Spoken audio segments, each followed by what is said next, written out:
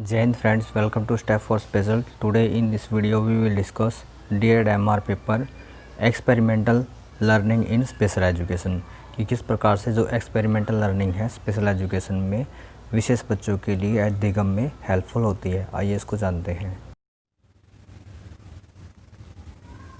आइए अब बात करते हैं एक्सपेरिमेंटल लर्निंग इन स्पेशल एजुकेशन के लिए कि जो प्रयोगात्मक शिक्षा है वह किस प्रकार से जो विशेष शिक्षा है उसमें हेल्पफुल होती है विशेष बच्चों के लिए। आइए इसके बारे में जानते हैं।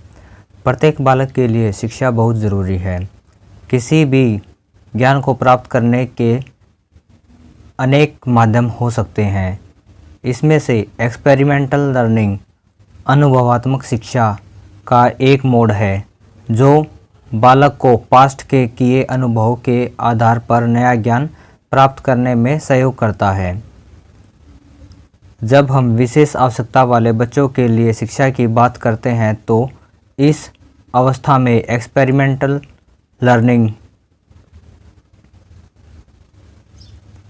और भी अधिक महत्वपूर्ण हो जाती है, जो कि निम्न रूप से बताया गया है। अब यहाँ पर जो बताया गया है कि जो एक्सपेरिमेंटल लर्निंग है वह शिक्षा का जो माध्यम है उसके रूपों में से एक है कि हम देखते हैं कि कोई भी काम जो हमने पूर्व में किया हो तो उस काम को अगर हम दोबारा करते हैं, इन फ्यूचर रिपीट करते हैं तो उसके अंदर कुछ ना कुछ हम अडेप्टेशन या मॉडिफिकेशन करते हैं ताकि वह काम और भी अच्छे से हो सके। जो भी उसकी कमियां होती हैं, जो भी उसकी त्रुटि होती हैं, उसको हम दूर करते हैं। विशेषकर जब विशेष आवश्यकता वाले बच्चों के लिए बात करते हैं तो यहाँ पर जो एक्सपेरिमेंटल लर्निंग है यहाँ पर ये और भी अधिक प्रभावी हो जाती है, क्योंकि जो विशेष आवश्यकता वाले बच्चे हैं वह अपने किसी भी नए ज्ञान को सीखने के लिए इतने कैपेबल नहीं होते, इसलिए उनके लिए एक्सपेरिमेंटल लर्निंग है जो उसको ही प्रयोग में लिया जाता है कि जो उनका पूर्व ज्ञान है, जो उनका पूर्व नॉलेज है, उसके बेसिस पे ही उनको नई नॉलेज प्रदान की जाती है। ये यहाँ पर बताया गया है। आइए इसमें आगे जानते हैं। एक्सपेरिमेंटल लर्निंग बहुत ही सरल है जो कि पूर्व अनुभव पर कराई जाती है। यह बालक के माइंड को सरल के साथ ज्ञान से पूर्ण करता है।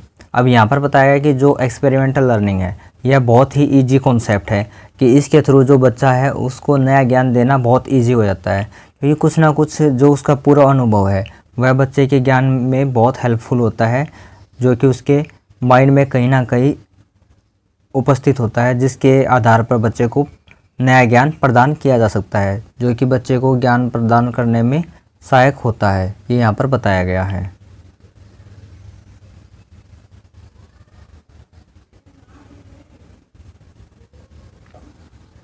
जब हम MRID बच्चों के लिए शिक्षा के रूप में तैयारी करते हैं तो हम देखते हैं कि ID बच्चे में सीखने की क्षमता कम होती है। इसके परिणाम स्वरूप बालक को प्रायोगिक मोड से शिक्षा देनी होती है।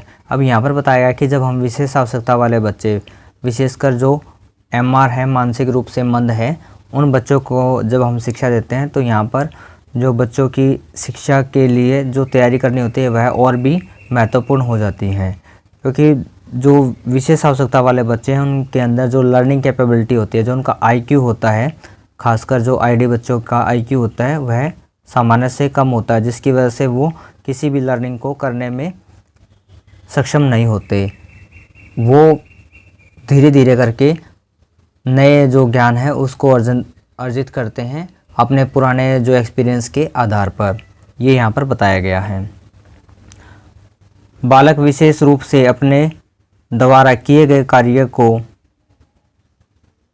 अच्छे से याद कर पाता है और भविष्य में उसका प्रयोग आवश्यकता के अनुसार करता है। अब यहाँ पर बताया गया कि जैसे कि हम किसी बच्चे को ADL ट्रेनिंग देते हैं, नॉर्मली हम बच्चे को ADL ट्रेनिंग कराते हैं, जो कि MR बच्चे जो स्लो लर्नर्स बच्चे हैं हमारे, उनको इस प्रकार की ट्रेनिंग कराते वक्त जो हमारा एक्सपेरिमेंटल लर्निंग है उसका विशेषकर प्रयोग किया जाता है। कि जैसे कि हमने बच्चे को आज टॉयलेट ट्रेनिंग के लिए कुछ स्टेप्स बताए हैं, कल फिर उन्हीं स्टेप्स को हम रिव्यू कराएंगे।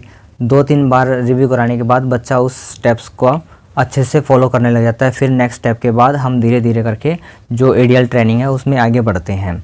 ये यहाँ पर बताया गया है। बालक विशेष रूप से अपने द्वारा किए गए कार्य को अच्छे से याद रख पाता है।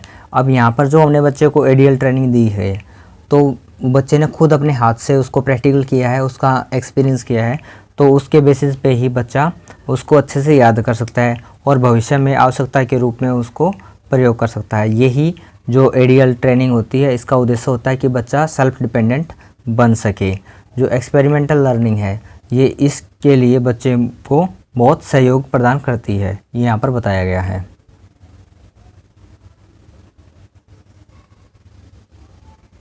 आइए इसमें आगे जानते हैं। आईडी बच्चे को पशुओं के प्रकार, उपयोग और पहचान के विषय में बताने के लिए हमारे चारों तरफ होने वाले कामों को बताते हैं। जैसे घर में दूध कहाँ से आता है, बच्चा बताएगा कि दुकान से या किसी के घर से परिवार के लोग लाते हैं। इस प्रकार से बालक के पूर्व ज्ञान के साथ बालक को नया ज्ञान प्रदान किया जाता है, जैसे जो कि विशेष बालकों के लिए बहुत उपयोगी होता है। अब यहाँ पर जो हम देख पा रहे हैं एग्जाम्पल के रूप में कि अगर बच्चे को दूध के बारे में हम कुछ पूछते हैं, तो बच्चा, क्योंकि बेसिकली जो मिल्क है वो एवरी फैमिली यूज़ करती है, उसको बच्चों को सर्व कराती है, तो इन दिस फॉर्म जो बच्चा है दूध को अच्छे से आइडेंटिफाई करता है या फिर उसका जो पूर्व नॉलेज है उसके साथ वो जुड़ा हुआ है। तो बच्चा जब दूध को रिकॉल करता है, तो उसके बाद हम जो एनिमल्स हैं, जैसे कि अगर आप काऊ से लेते हैं या फिर बफेलो से लेते हैं, जो भी आप दूध यूज़ करते हैं आप घर में, उसका हम सारा लेकर या फिर उस मोड को हम यूज़ करके बच्चे को पशुओं के बारे में पहचान करा सकते हैं। जैसे काऊ और बफेलो में डिफरेंस क्या होता है और उनका प्रयोग क्या क्या होता है और ये किस प्रकार से हम पालते हैं या फिर इनका यूज़ करते हैं। इस प्रकार से हम बच्चे का जो पास्ट के जो एक्सपीरियंसेस हैं उनके आधार पर बच्चे को लर्निंग कराई जाती है। यही जो एक्सपेरिमेंटल लर्निंग है, जो स्पेशल एजुकेशन में बच्चों को एजुकेशन देने के लिए बहुत हेल्पफुल होती है।